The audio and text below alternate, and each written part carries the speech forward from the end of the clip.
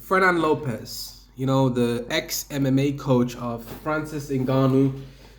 He acts like you guys know when you break up with your ex girlfriend and she's kind of bitter and she doesn't like it. She wants to be with you, and he acts. Fernand Lopez acts like that bitter ex that you broke up with that just wasn't happy about the breakup. And now she's telling everybody and their mama that you fucked her over, that you cheated on her, that you're the worst of the worst, the worst of the worst, scum of the earth. She's dragging your reputation through the mud. And this is what Fernand Lopez is doing to Francis Ngannou. For in case any of you guys don't know, this is the backstory. Fernand Lopez, he is the head coach of MMA Factory, which is based in France. And apparently, according to Fernand Lopez, he helped Francis Ngannou when he was homeless in Paris, and he actually paid for his rent. He helped him train. I just don't know if I believe any of those things. So he's saying that he paid for his rent and stuff like that. But don't you guys know that he does this for a reason? He does this because he expects something in return in the future. Because Francis Ngannou, he could see that Francis had the athletic build of an athlete, had the athletic build of probably a good MMA fight. Once he saw him training in the gym and he saw how he could box and move as a heavyweight, he automatically knew that Francis was gonna be a good fighter. I agree. Like Fernand Lopez definitely helped Francis get to a good level, but you see when Francis was first starting out, fine, cool. He's starting out. He doesn't know anything about MMA. Fernand Lopez definitely increased his level almost tenfold. But then he hit a plateau because when he was starching people and knocking everybody out, and then when he won the title, he lost to Stipe Miocic in the first fight. I blame Fernand Lopez for that. I blame Fernand Lopez because he coached him. He coached Francis Ngannou, and Francis Ngannou lost that fight.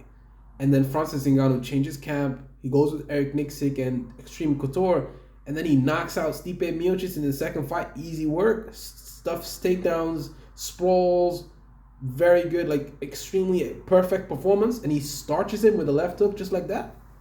Clink, out cold. Stipe's out cold. You're not gonna tell me that Francis would have been better off with Fernand Lopez instead of Eric Nicksick. Eric Nicksick is in every way, he's superior to Fernand Lopez. Yeah, Fernand Lopez is hey, we cannot deny he's a good coach. He's coached Cyril Gane, and he's brought Cyril Gane to this level. He's brought Nasruddin Imavov, another good fighter. Respect for him as a coach, but as a human being and as a person, I just don't know if I respect him because he's talking shit about Francis. Francis is like one of my favorite MMA fighters, period. And when I see Fernand Lopez talking shit like some bitter ex, it kind of makes me feel that he's mad because he's not getting that 10% money anymore from Francis. He's mad because he's not getting the attention. And he said it out of his own mouth. If you want attention, you go into the octagon and fight. That's where the attention. He just likes being in front of the camera. Fernand Lopez, he loves being in front of the camera, and he loves gossiping like a little bitch. He's not the one that has to fight. It's Cyril Gane that has to fight. So he's putting more pressure on Cyril to win that fight. But we cannot deny that he's a good coach. He's just not an excellent coach. Eric Nicksick is Fernand Lopez is here. Eric Nicksick is a little bit higher. So we can't really we can't blame Francis Ngannou for changing camps because he was more successful with Eric. He won the title. Eric helped him win the title against Stipe. Stuff takedowns, the wrestling. Like so many new wrinkles to Francis's game now. And it's just, he's evolved as a fighter for sure. Francis has evolved as a fighter under Extreme Couture. Yeah. Fernand Lopez says that, he lifted Francis out of poverty. when he was homeless and stuff. But how long how long like do you does Fernand Lopez expect Francis Ngannou to be beholden to Fernand Lopez forever?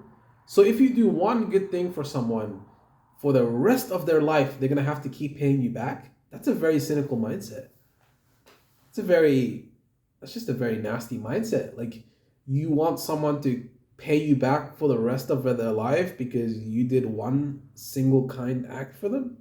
That's not how life works. You know, there is a cutoff point, and there is you know, it expires. There's an expiration date to kindness and acts of kindness.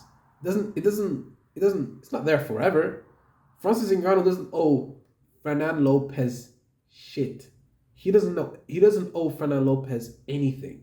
So, and I find it strange that he's constantly in the media talking shit about Francis. He's like a bitter.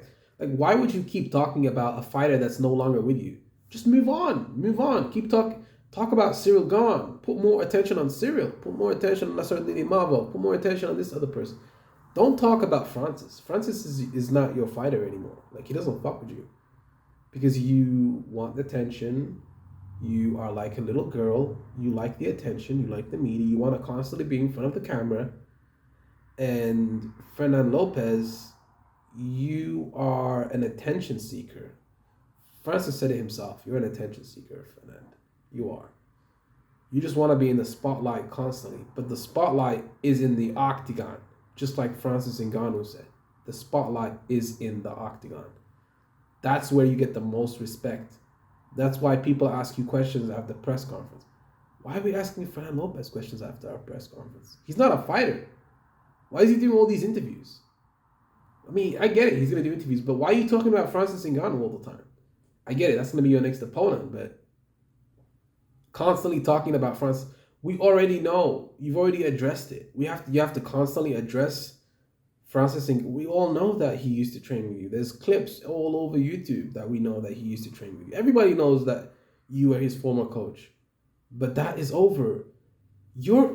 It's like when you're in a relationship with a girl and then you break up with her and then that girl keeps texting you, she keeps sending you letters, she keeps stalking you, she keeps trying to find out where you live, and she can't move on. It's like Fernand Lopez can't move on with his life. Look, man, you got another good fighter. You got Cyril Gane. You got Nasruddin Imavov. You got these other fighters to focus on them, man. Stop thinking about Francis. Because you're putting more pressure on Cyril. You're putting a lot more pressure on Cyril. Because, you know, I mean, if Cyril loses this fight after all the shit that you talk, Fernand, all that shit you talk, motherfucker, and if that motherfucker Cyril gets knocked the fuck out, it's going to be your fault. And you're going to be to blame. Everyone's going to look at you. You're going to be to blame, motherfucker.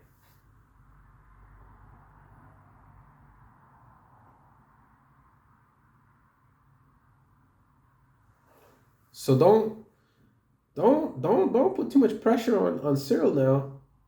You might get knocked out with that left hook. You know what I'm saying? That motherfucker is probably gonna get knocked out by a left hook by Francis. Francis has a dangerous right hand. Francis has a dangerous left hook. Every punch that Francis throws is extremely. If Cyril gets hit flush, the left hook to the temple, he's out. He's done. But I get it. You know, Cyril has kicks. He has a ground game. He doesn't really have too much wrestling. Leg kicks. But the secret to beating Francis is wrestling. That's the only way you're going to beat Francis. And Cyril's wrestling it's just not up there. You know, it's just not there. It's not better than Stipe's wrestling. But he does have, you know, the stutter step, the leg kicks, the head kicks, and the movement. The footwork is exquisite. Full respect to Cyril, but Fernand Lopez, man, like you're like that little bitter ex that just can't get over that last relationship, man. Get over it, bro.